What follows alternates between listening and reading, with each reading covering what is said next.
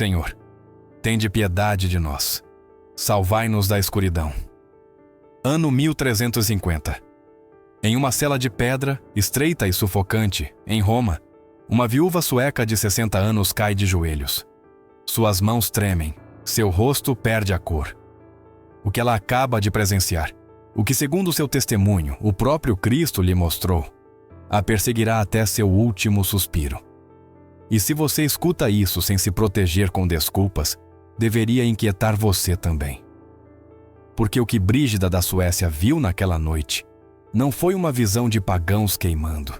Não foi a descida de assassinos ou ladrões ao abismo. Foi algo muito mais perturbador. Viu católicos praticantes, pessoas que se confessavam com regularidade, pessoas que recebiam a comunhão, pessoas que por fora pareciam estar bem, e no entanto, ela as viu cair no inferno uma após a outra, gritando, estendendo os braços para cima, enquanto algo as arrastava para uma escuridão que ela mal conseguia descrever. E aqui é onde tudo se torna perigoso, porque este relato não se apresenta como uma lenda para assustar os outros. Afirma-se como uma advertência dirigida a quem acredita estar seguro por cumprir obrigações. A visão toca o cerne de uma ideia confortável demais. Pensar que basta se apresentar no confessionário para que tudo seja resolvido. Segundo o texto, Brígida viu que existe uma forma de se confessar que deixa o sacramento vazio por dentro. Não porque Deus não queira perdoar. Sua misericórdia é infinita, mas porque o coração pode se aproximar sem verdade, sem contrição real, sem intenção de mudar, como quem completa um trâmite. E então aparece a frase que corta como uma faca. Você pode se confessar e ainda assim se perder. Pode dizer as palavras corretas, receber a absolução, sair com alívio e continuar condenado como antes. Não lhe digo isso para afundá-lo no medo, mas para despertá-lo, porque o mais terrível não é cair. O mais terrível é cair convencido de que você está a salvo. Brígida, diz o relato, chorou pelo que viu e passou anos advertindo quem quisesse ouvir. Em um mundo cheio de vozes barulhentas e falsos místicos, a pergunta inevitável é quem era esta mulher e por que a igreja a levou a sério. Por isso, antes de entrar na visão do tribunal e da acusação, você precisa entender sua vida, sua credibilidade e o peso que seu testemunho teve. E enquanto avançamos para isso, quero deixar estas perguntas abertas, porque são a chave de tudo o que virá. Quando você se confessa, vai se encontrar com Deus ou apenas cumprir uma tabela? Dói ter ofendido o Senhor? Ou você apenas teme as consequências? Há algo que você sempre diz pela metade e nunca termina de expor à luz. Se existe, o que você acha que acontece com isso? Isto não é uma fábula inventada à margem da história. O próprio relato insiste que o que você vai ouvir está ancorado em fatos confirmados. Brígida da Suécia nasceu por volta do ano 1303, em Uppland, Suécia. Seu pai era um proprietário de terras rico e juiz provincial. Sua mãe era aparentada com a realeza sueca. Por posição social, a Brígida estava reservado um futuro de prestígio, conforto e segurança. E, no entanto, desde o início, houve algo que a marcou por dentro. Porque aos 7 anos, quando a maioria das crianças mal começa a entender o mundo, Brígida teve sua primeira visão. E não foi uma imagem bonita, não foi uma cena doce, não foi uma devoção decorativa. O que ela viu, segundo o texto, foi o Cristo crucificado, vivo, sangrando, sofrendo. As feridas estavam frescas, o sangue continuava fluindo, a dor era real. E nessa visão, Cristo olhou para ela, uma criança tremendo em sua cama, e falou-lhe com uma frase que ficou gravada para sempre. A mensagem era direta e brutal em sua lógica. Cada pecado mortal crava outro prego. Cada rejeição fere novamente. Não era uma ameaça teatral. Era uma forma de ensinar-lhe que o pecado não é um detalhe, que não é uma mancha superficial, que não se apaga com o costume. E o mais importante, É o que o relato sublinha depois. Brígida não esqueceu essa visão. Não a guardou como uma lembrança curiosa. Isso mudou sua maneira de viver, de olhar para sua alma, de temer a Deus não por pânico, mas por respeito à realidade do que o pecado faz. Agora, aqui vem o ponto que muitas pessoas ignoram e que o texto não oculta. Brígida não cresceu afastada do mundo, como se tudo fosse fácil. Segundo se conta, aos 13 anos, ela foi entregue em casamento. Era a prática habitual em famílias aristocráticas. Os casamentos eram alianças e os filhos eram, em certo sentido, moeda de troca. E mesmo assim, Brígida não abandonou sua vida espiritual. Não a trocou pelo conforto, não a diluiu pela obrigação. O relato a apresenta como uma mulher que carregou o peso do cotidiano, sem soltar a mão de Deus. E antes de continuar, o texto faz uma pausa com um pedido simples, quase como um sussurro em meio à gravidade. Se esta reflexão está tocando você por dentro, compartilhe-a com alguém que precise. Deixe que esta luz chegue um pouco mais longe. Diz, um ato silencioso de caridade. Obrigado? Amém? Porque o que vem depois não é apenas biografia, é o caminho que conduz à visão do tribunal, ao coração do aviso que pode sacudir você por dentro. Se Brígida viu Cristo aos 7 anos e jamais o esqueceu, pergunte-se algo com honestidade. Quando foi a última vez que sua fé o fez tremer de verdade? Quando foi a última vez que pensou em seus pecados, não como uma lista, mas como uma ferida real? E se hoje você se confessa, faz isso com essa verdade ou faz por costume? O extraordinário, segundo o relato, é que Brígida não abandonou sua vida espiritual ao entrar no casamento. Não se resignou a uma fé de mínimos, não se limitou a sobreviver entre obrigações. Fez o contrário. Transformou seu casamento em um lugar onde a fé não se enfraquecia, mas era posta à prova e se tornava mais real. Aos 13 anos foi entregue em casamento a um jovem nobre chamado Ulf Gudmarsson.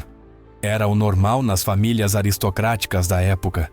Os casamentos eram alianças e os filhos, em certo sentido, eram moeda de troca.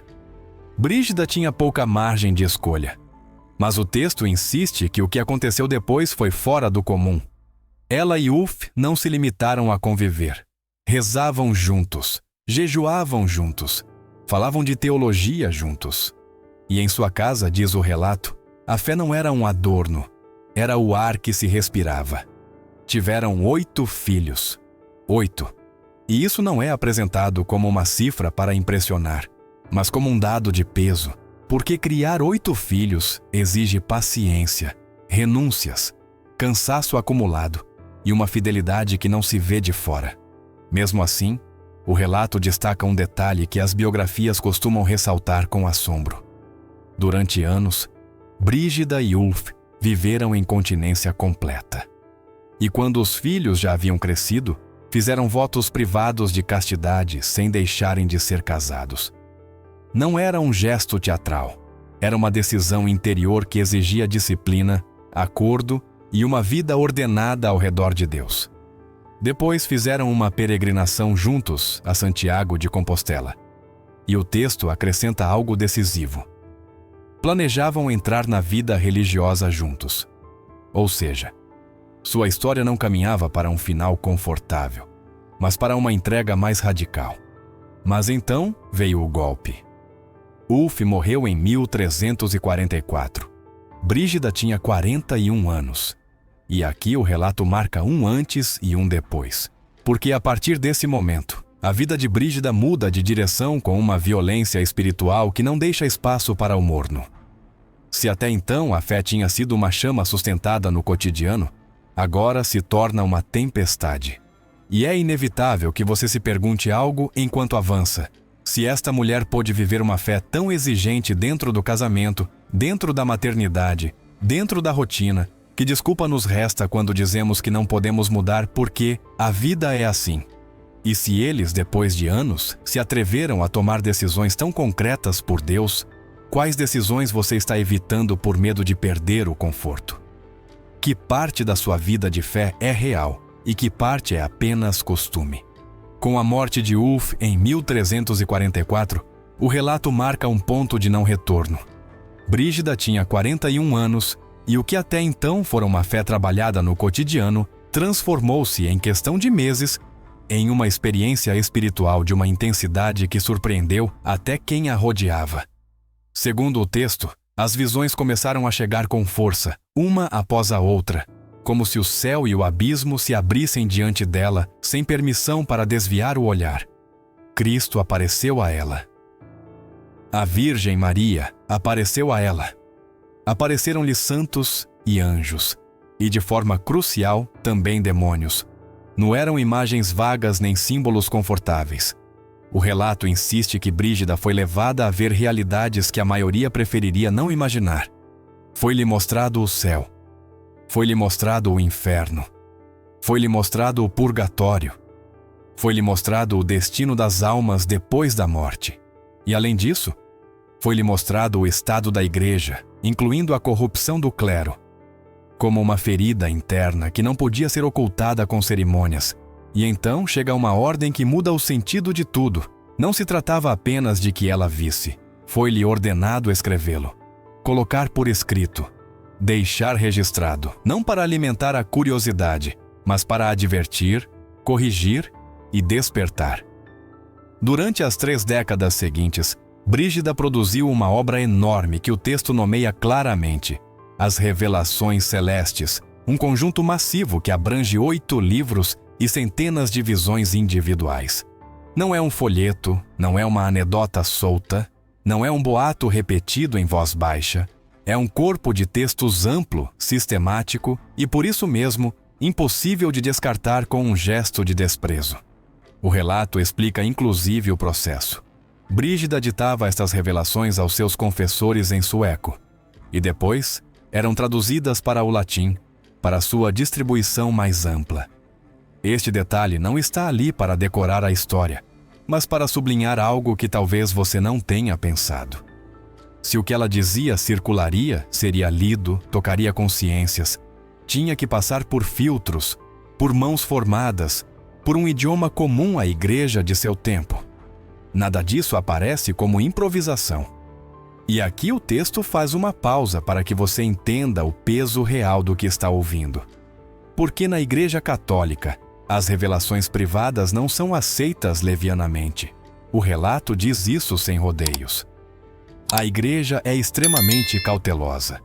Não abraça qualquer testemunho místico só porque é impactante.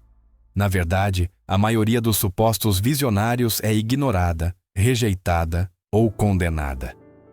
O nível de exigência para que algo seja considerado ortodoxo e digno de atenção é extraordinariamente alto. Precisamente por isso, o que aconteceu com Brígida torna-se tão difícil de evitar.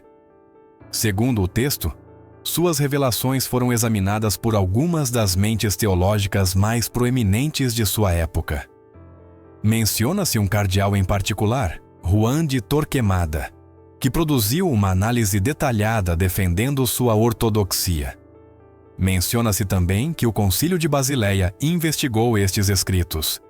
E afirma-se que o Papa Bonifácio IX, que a canonizou em 1391, citou explicitamente a autenticidade de suas revelações como parte do processo de canonização.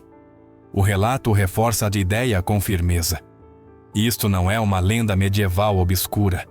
Apresenta-se como testemunho aprovado pela Igreja de uma santa canonizada e, além disso, posteriormente elevada à copadroeira da Europa. Quando Brígida fala, a Igreja disse que devemos ouvir. E por isso, o que ela disse sobre a confissão não deveria deixá-lo indiferente. Mas antes de entrar na visão do tribunal, o texto exige que você conheça mais um detalhe, um que muda a leitura de tudo o que virá. Um detalhe que converte o que poderia parecer teoria em algo muito mais incômodo. E a pergunta é inevitável. Se uma mulher com esta vida, com este nível de exame, com este peso na igreja, lança uma advertência sobre a confissão, o que nós estamos ignorando quando tratamos o sacramento como costume? o que fica de fora do seu exame, o que fica de fora da sua boca, o que fica de fora da luz. Agora entra um ponto que o texto ressalta com insistência, porque sem isso, tudo o anterior poderia soar como uma história piedosa e nada mais. Na Igreja Católica, as revelações privadas não são aceitas com facilidade. Não basta que alguém diga, eu vi. A Igreja, diz o relato, é extremamente cautelosa. A maioria dos supostos visionários é descartada, ignorada ou diretamente condenada. O critério é altíssimo. E precisamente por isso, o que ocorreu com Brígida não pode ser descartado com um gesto. Suas revelações, afirma o texto, foram examinadas por algumas das mentes teológicas mais refinadas de seu tempo. Menciona-se um cardeal em particular, Juan de Torquemada, que elaborou uma análise detalhada defendendo a ortodoxia desses escritos. Afirma-se também que o Concílio de Basileia os investigou. E o dado torna-se ainda mais contundente quando o relato acrescenta que o Papa Bonifácio IX, que canonizou Brígida em 1391, citou de forma explícita a autenticidade de suas revelações como parte do processo de canonização. Aqui não se trata de uma anedota medieval perdida em um canto. O texto insiste que estamos diante de um testemunho aprovado, de uma santa canonizada, e que além disso foi elevada depois ao posto de copadroeira da Europa pelo Papa João Paulo II. Por isso, o narrador se atreve a dizer sem rodeios: quando Brígida fala, a Igreja disse que devemos ouvir. E o que ela disse sobre a confissão deveria tirar o seu sono. Mas ainda falta um detalhe. Um que, segundo o próprio relato, transforma tudo o que Brígida escreveu sobre a confissão. Converte a teoria em experiência, a advertência geral em testemunho com sangue. Brígida confessava-se todos os dias. Todos os dias. O texto ressalta que não é um exagero devoto, mas algo documentado nas fontes biográficas mais antigas. Seus confessores testemunharam isso. Seus companheiros viram. Durante décadas, desde sua viuvez até sua morte, Brígida ajoelhou-se diante de um sacerdote diariamente, examinou sua consciência, confessou seus pecados e recebeu a absolução. Pare um segundo e pense no que isso significa. Esta era uma mulher de oração extrema, de pobreza e disciplina. Uma mulher que, segundo o relato, conversava com Cristo, via a Virgem com uma clareza que o narrador compara a olhar para uma tela. Se alguém pudesse cair na tentação de se considerar seguro, era ela. E mesmo assim, ela não se permitiu esse conforto. Não se deu esse luxo. Não presumiu. Confessava-se a cada dia. E o texto lança a você uma pergunta silenciosa, mas inevitável. Por quê? O que pode levar uma mulher assim, tão consciente de Deus, a buscar o confessionário todos os dias? A resposta que o próprio relato sugere é brutal. Porque ela tinha visto o que acontece com as almas que tratam a confissão como costume. Tinha visto as consequências da complacência. Tinha visto, em visões que a deixavam chorando, sem comer, quase sem conseguir falar, o que espera quem se aproxima do sacramento com descuido. Assim, agora, quando lhe falo de uma confissão que pode tornar-se inútil, não lhe digo isso de um púlpito frio. O texto lhe diz isso apoiando-se na vida de alguém que vivia a confissão com um temor santo, porque tinha visto o preço de levá-la de ânimo leve. E aqui é onde quero deixar-lhe outra pergunta aberta, para que não passe batido.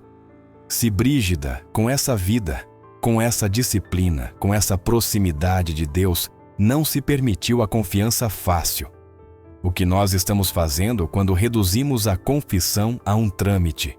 Que parte do seu exame de consciência você faz de verdade e que parte faz por inércia? E se hoje mesmo você tivesse que se ajoelhar diante de Deus, haveria algo que preferiria não dizer. A visão começa na escuridão. Brígida encontra-se de pé em um espaço imenso e terrível. Um lugar que não é totalmente físico nem totalmente espiritual. Algo intermediário, como um tribunal. O ar está carregado com um peso que esmaga. Ela sente a eternidade pressionando sobre tudo, como se o tempo tivesse parado e restasse apenas a verdade. Diante dela está uma alma humana recém-separada de seu corpo. E o primeiro que a desconcerta é que essa alma lhe parece familiar. Não por um rosto, porque as almas não têm rosto como imaginamos, mas por sua textura espiritual. Carrega marcas de prática religiosa. Percebe-se o rastro de orações oferecidas, sacramentos recebidos, missas assistidas. Por qualquer medida externa, parece o tipo de alma que se suporia destinada à glória. Mas há algo que não se encaixa. Essa alma treme. Não treme com esperança, treme com terror. Então Brígida vê por quê. Ao lado da alma, há uma figura de uma malevolência tão profunda que mesmo décadas depois, segundo o relato, suas mãos tremiam ao escrever. Descreve-se o acusador com uma linguagem simbólica própria dos textos medievais, não como uma descrição racial, mas como iconografia espiritual, para representar a escuridão demoníaca. E o detalhe que gela o sangue é que essa figura sorri. Nessa visão, a alma não fala primeiro. Não lhe é permitido abrir o caso, nem enumerar suas boas obras, nem se defender com seus méritos. Fala o demônio. Fala primeiro. E o demônio sabe tudo. Cada pecado, cada omissão, cada pensamento oculto, cada motivo escondido. Manteve registros durante toda uma vida. E agora, no momento do julgamento, esses registros se abrem. O devastador é por onde começa o ataque. Não começa com os pecados que escandalizam. Não começa com assassinato, adultério ou roubo. Começa com algo muito mais insidioso. Começa com as confissões. O demônio anuncia, com deboche, que essa alma se confessou muitas vezes, inclusive com aparência de devoção, e acrescenta algo que a alma não compreendeu até aquele instante. Ele esteve lá, ouviu cada confissão a partir da sombra, e pode testemunhar que essa alma nem uma única vez se confessou com contrição verdadeira. A alma tenta protestar. Relembra suas múltiplas visitas ao confessionário, seus atos de contrição recitados, suas penitências cumpridas. Mas o demônio é paciente, tem provas, e lança um desafio que cai como uma pedra no silêncio. Que se mostre uma única confissão em que a dor tenha nascido do amor a Deus, e não do medo do inferno. Que se mostre uma única confissão em que o propósito de emenda tenha sido genuíno, em que essa alma realmente quisesse mudar. Que se mostre uma única confissão em que cada pecado tenha sido declarado com honestidade, sem desculpas, sem minimizar, sem omitir estrategicamente. Silêncio. A alma não pode responder. E aí, segundo o relato, a visão torna-se insuportável. O demônio começa a reproduzir confissões representativas, momentos-chave que a alma recordava como importantes. A primeira, um pecado de impureza. Sim, foi confessado, mas o demônio aponta o que acontecia dentro do coração. Não houve dor por ter ofendido a Deus, o bem infinito. Houve uma dor prática, medo de se condenar, medo de morrer sem perdão, medo das consequências. E o demônio ressalta que poucas horas depois de sair do confessionário, a alma já alimentava as mesmas tentações, já planejava as mesmas ocasiões, já construía as mesmas desculpas. Aquilo não era arrependimento, era gestão de risco. A segunda confissão, um padrão de ira e ressentimento. A pessoa confessava perder a calma, guardar rancores, falar com crueldade dos outros. Mas, pergunta ao demônio, alguma vez perdoou de verdade? Alguma vez tentou reparar o dano? Não. Confessava os sintomas enquanto cuidava da doença. Reconhecia a fumaça enquanto protegia o fogo. Aquilo era teatro. A terceira confissão, pecados de omissão, deveres abandonados, caridade negada. Confessava faltar à missa, confessava não rezar. Mas o que nunca confessava, o que escondia com cuidado, era a verdade mais profunda.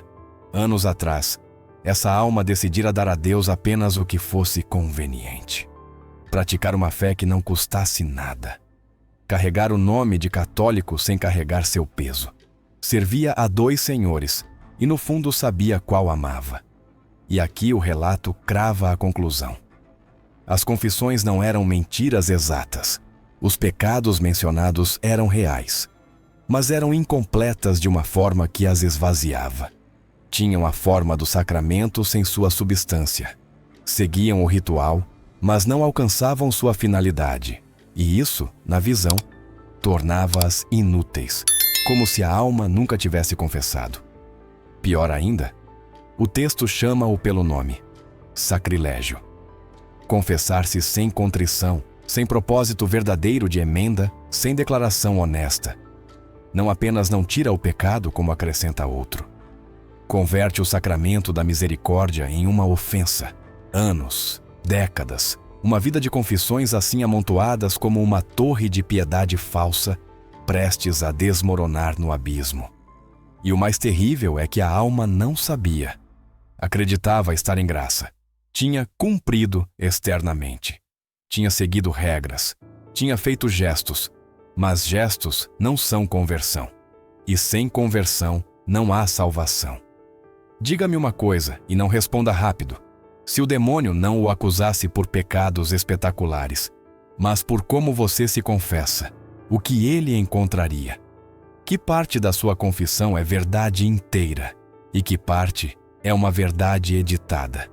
E se há algo que sempre fica de fora, há quanto tempo você o chama de detalhe para poder dormir tranquilo? Na visão, depois que o acusador expôs o veneno escondido nessas confissões, a alma tenta se agarrar ao único que lhe resta, suas obras.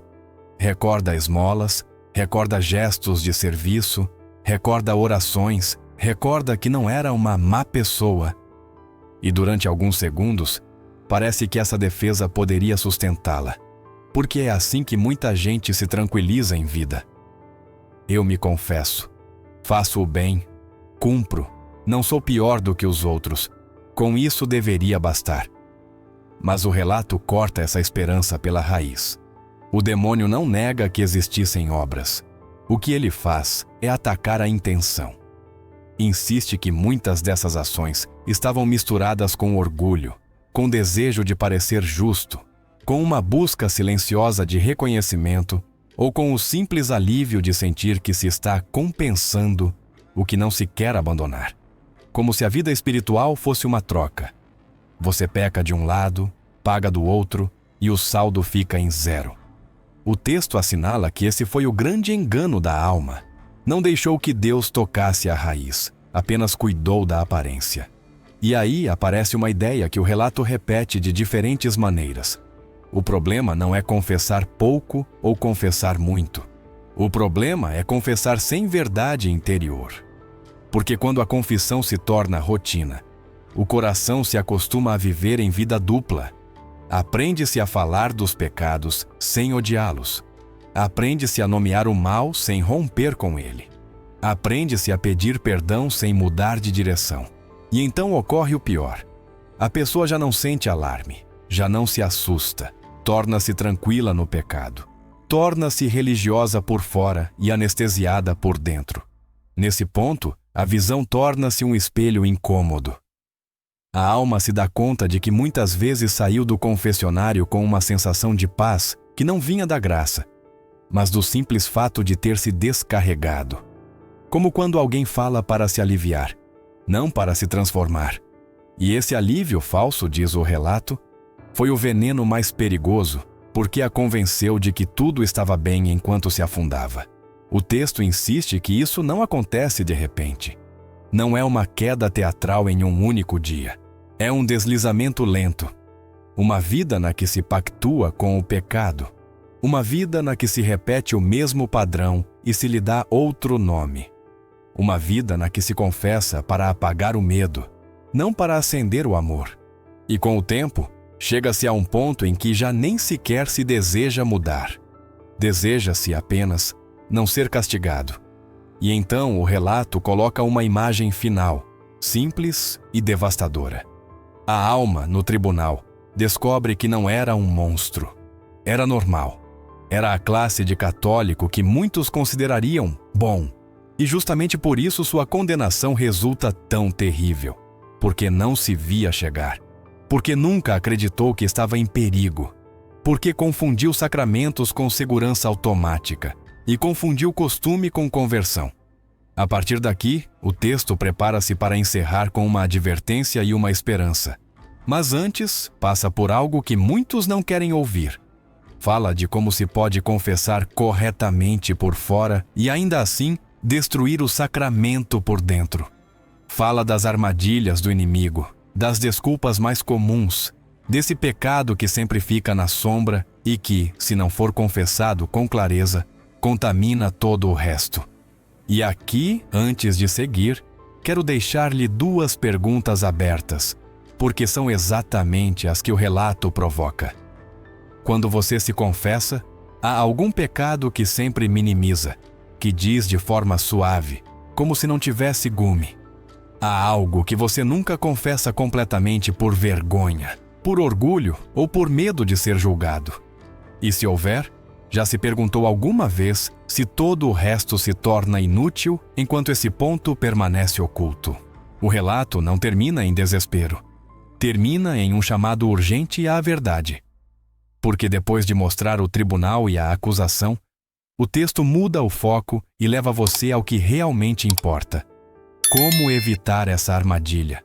E aqui volta a ideia que se repete vez após vez. Deus não é quem fecha a porta. É o coração que se fecha quando se aproxima sem contrição, sem sinceridade e sem propósito real de emenda. Por isso, o texto insiste no que considera uma boa confissão. Primeiro, um exame de consciência real, não uma revisão superficial para se livrar da tarefa. Um exame que se atreva a descer à raiz e não se conforme em nomear sintomas. Segundo, contrição verdadeira. Não apenas medo das consequências, mas dor por ter ofendido a Deus. Terceiro, uma confissão completa, clara, sem maquiagem. Dizer o que foi feito sem desculpas, sem reduzi-lo a uma palavra suave para que não doa. E quarto, um propósito concreto de mudar, com decisões reais. Evitar a ocasião, cortar a fonte, reparar o dano, pedir perdão, devolver o que foi tirado, romper com o costume que o domina. Não promessas vagas, mas um passo tangível. O texto também deixa claro um ponto essencial. Há pessoas que se paralisam porque sentem vergonha. Temem o julgamento do sacerdote, temem ser vistas como realmente são. Mas o relato empurra na direção contrária. A vergonha não é uma razão para calar. É um sinal de que esse ponto precisa de luz, porque o que se cala cresce na sombra. E o que se confessa com humildade perde o poder. E então aparece a esperança final, porque o texto não apresenta a confissão como uma armadilha para condená-lo, mas como um remédio capaz de libertá-lo de verdade. Quando há contrição e sinceridade, a graça não é uma palavra bonita, é um ato real. O pecado é apagado, as correntes caem, o coração torna-se mais leve não por autossugestão, mas por um perdão autêntico. A advertência, no entanto, permanece como um prego. Não amanhã, não quando tiver tempo, não quando se sentir melhor. Porque uma das estratégias mais perigosas, segundo a lógica do relato, é o adiamento. Convencer-se de que hoje não acontece nada, de que amanhã você se confessa, de que mais adiante você muda. E um dia chega a morte, e então já não há amanhã. Por isso o texto encerra com um tom que não pede, mas suplica. Não brinque com o sacramento. Não o converta em rotina. Não o use para se tranquilizar sem se transformar. Vá com verdade. Vá com humildade. Vá com um coração que realmente quer ser mudado. E aqui deixo a última pergunta, porque é a que resume tudo.